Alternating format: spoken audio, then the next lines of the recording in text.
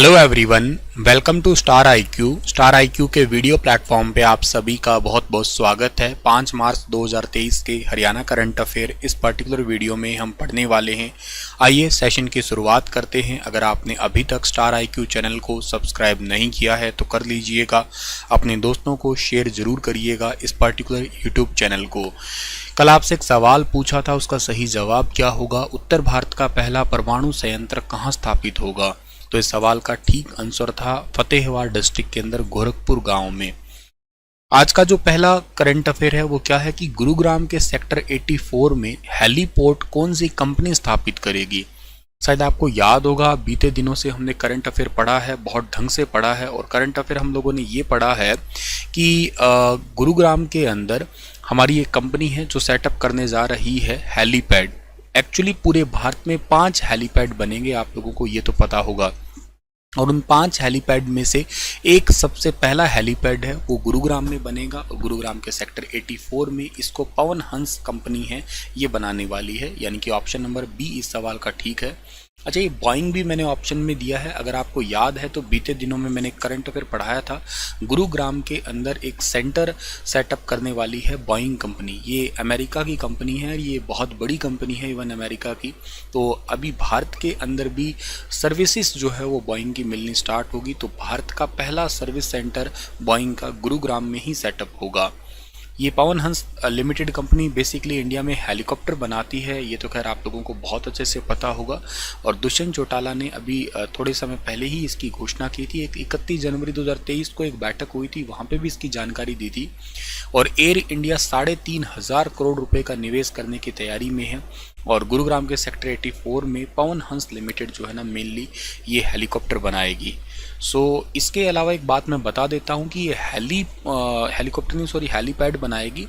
अब ये हेलीपैड होते क्या हैं, जहाँ पे हेलीकॉप्टर को तो उतारा जा ही सकेगा, के अलावा यहाँ पे सर्विसिंग भी की जा सकेगी।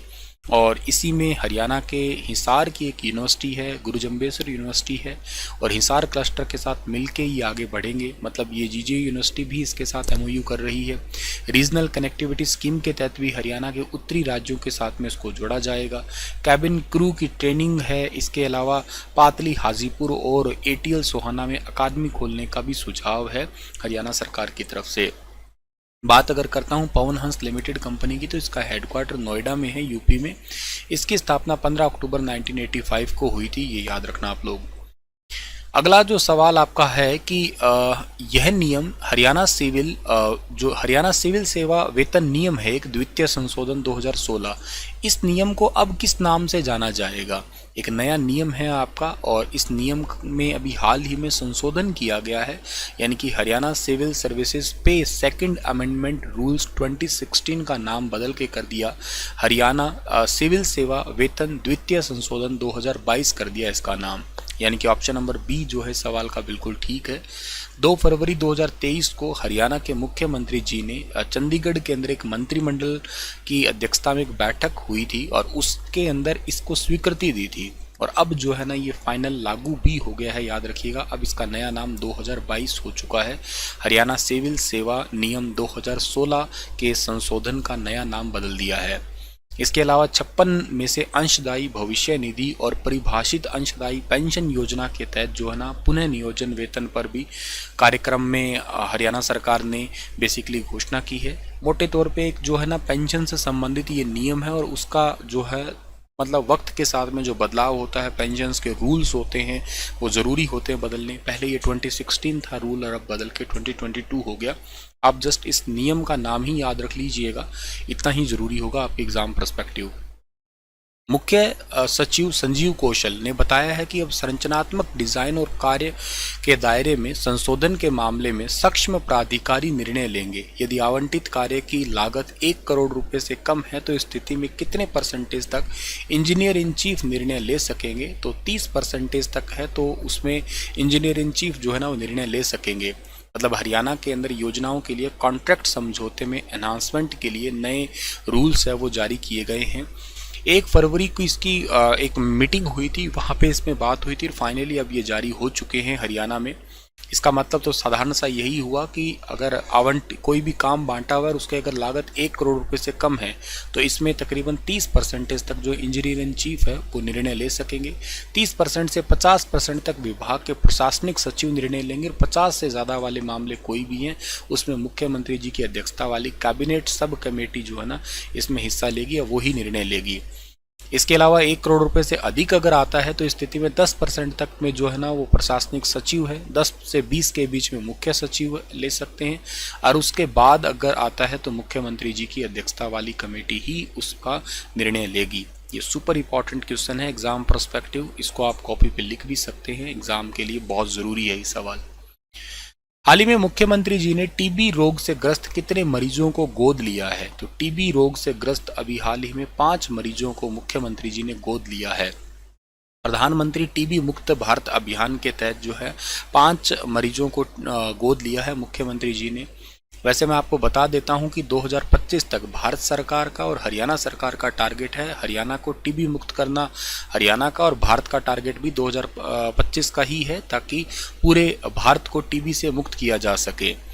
और ये गोद लेने का सर मतलब क्या है? यहाँ पे गोद लेने का मतलब है इन रोगियों को न्यूट्रिशंस और इसके अलावा जो है ना भावनात्मक, सामाजिक और आर्थिक सहायता देने का ही एक गोद लेने का सीधा सीधा मतलब है।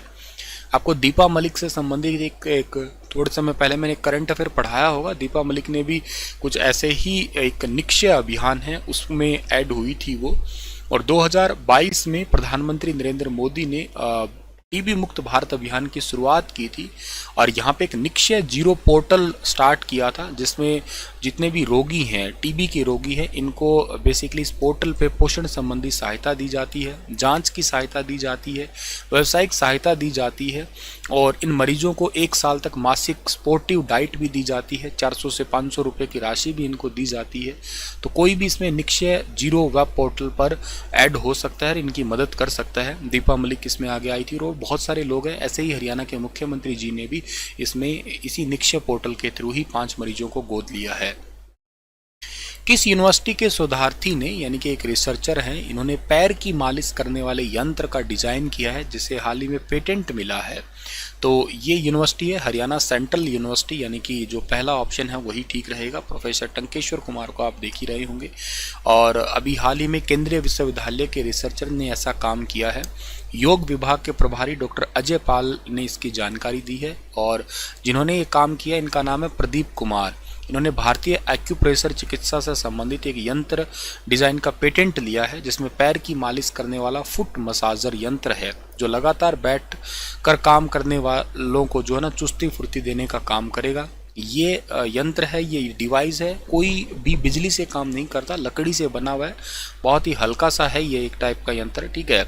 और ये जो यंत्र है आपका बेसिकली लकड़ी से है और किसी प्रकार की बिजली तो इसमें लगेगा ही नहीं, बस इसमें बैठना है और बैठने के बाद में जो है ना कोई भी प्रकार का जो है ना मतलब मशीन नहीं चलेगी। जस्ट इसमें कुछ ऐसे पॉइंट्स हैं, उस पॉइंट के माध्यम से एक्यूप्रेशर पे जो है ना जैसे पैर के तलवों पे थोड़े बहुत पैर हिलाने से जैसे पैर दबाए जाएं तो अपने आप ही जो है ना वो पॉइंट प्रेस होंगे और जिससे जो है ना दर्द में लाभ मिलेगा। लेकिन वो पॉइंट जहाँ पे हैं उसी प्रकार का ही लकड़ी का बनाया, मतलब एग्जैक्ट वहीं पे ही लगे, इसीलिए इनको पेटेंट मिला है।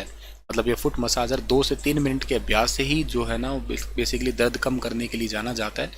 एक्यूप्रेशर एक सुजोक थेरेपी भी है, कुछ हद तक मुझे भी आती है। मतलब जैसे किसी का पेट दर्द होता है तो या सर दर्द होता है तो कमर में पेन, हाथ में पेन, घुटनों में पेन, तो बेसिक हद तक तो मैंने भी सीखी थी, किसी डॉक्टर से सीखी थी और रियली इफ़ेक्टिव है। मतलब पेट दर्द में तो बहुत ज़्यादा इफ़ेक्टिव मैंने नोटिस किया है।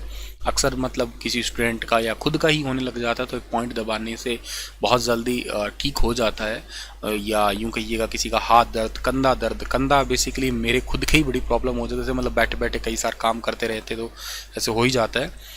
तो वाकई ये मतलब थेरेपी बहुत ही ज़्यादा कामयाब है। मैं तो इसको प्रैक्टिकली फील कर पा रहा हूँ कि हाँ ये कितनी ज़्यादा मददगार साबित होती होगी। खैर आपके लिए इतने ही क्वेश्चन थे आज और एक सवाल आपको छोड़ के जा रहा हूँ कि ग्रीष्म उत्तरायण के दौरान सूर्य की किरणें किस स्थान पर लंबवत पड़ती है? मकर रेखा, भूमध्य रेखा, कर्क रेखा, उपरोक्त में से कोई नहीं। जैसे ज्योग्राफी का क्वेश्चन है, ज्योग्राफी से संबंधित ही मैंने एक फाउंडेशन बैच स्टार्ट कर रखा है जिसमें पूरी जीके पढ़ाऊंगा। स्टार्टिंग मैंने ज्योग्राफी से की है, 3 लेक्चर उसके ऑलरेडी जा चुके हैं। रात लेट नाइट लगभग 12:30-1 बजे के आसपास लाइव सेशन लिया था मैंने, टाइम नहीं मिला पहले इस करके, पर कोशिश करूँगा कि आपकी वीक में 5 क्लासेस तो दे ही पाऊँ आप लोगों को मैं। सो उस क्लास को ज़रूर देखना, प्रॉपर नोट्स बनाना आप लोग। मिलता हूँ आप लोगों को मैं अगली क्लास में, तब तक अपना ख्याल ज़रूर रखना। Thank you so much.